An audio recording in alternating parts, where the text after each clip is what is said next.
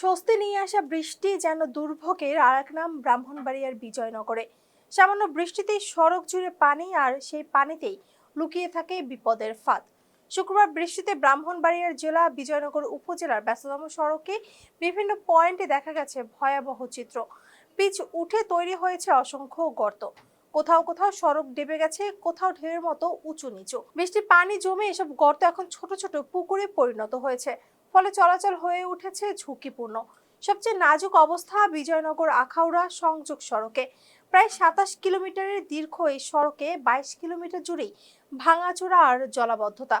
কোথাও কোথাও ইট ফেলে সামরিক চলাচলের ব্যবস্থা করা হলেও তাতে বাড়ছে ঝুঁকি, মিলছে না কোনো স্থায়ী সমাধান। আচ্ছা, কয়দিন ধরে মনে করেন বিশাল গাড়ি অ্যাক্সিডেন্ট হইতেছে, অনেক গাড়ি উল্টে উল্টে পড়তেছে।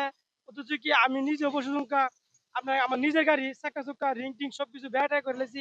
এই রাস্তাটা লইয়া খুব কষ্ট হইতেছে আমরা। এই দুঃখের কথা কয়ে তো লাভ নাই।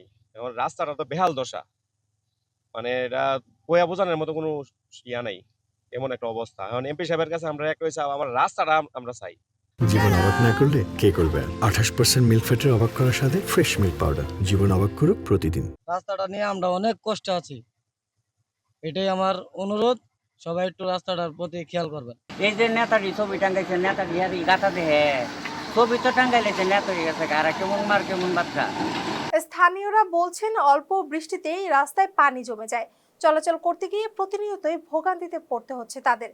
সম্প্রতি কালবৈশাখী ঝড়ের পর পরিস্থিতি আরো খারাপ হয়ে উঠেছে বলে অভিযোগ করছেন স্থানীয়রা।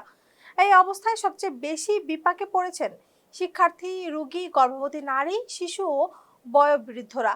জরুরি প্রয়োজনে চলাচল করা হয়ে উঠেছে দুঃসাধ্য। এদিকে গর্তে আটকে যাচ্ছে যানবাহন, ক্ষতিগ্রস্ত হচ্ছে গাড়ির যন্ত্রাংশ, বাড়ছে চালকদের দুশ্চিন্তা। ব্যবসায়ীরাও বলছেন পানি জমে থাকায় কমে গেছে ক্রেতাদের আনাগোনা। স্থানীয়দের মতে দীর্ঘদিনের অবহেলা, অপরিকল্পিত ড্রেনেজ ব্যবস্থা ও সড়ক সংস্কারের অভাবেই এই দুর্ভোগের মূল কারণ। এই অবস্থা দ্রুত কার্যকর পদক্ষেপের দাবি জানিয়েছেন এলাকাবাসী। তারা সরকারের দৃষ্টি আকর্ষণ করে বলেন, এখনই উদ্যোগ না নিলে পরিস্থিতি হয়ে উঠবে আরো ভয়াবহ। Shampa Akter, face the people.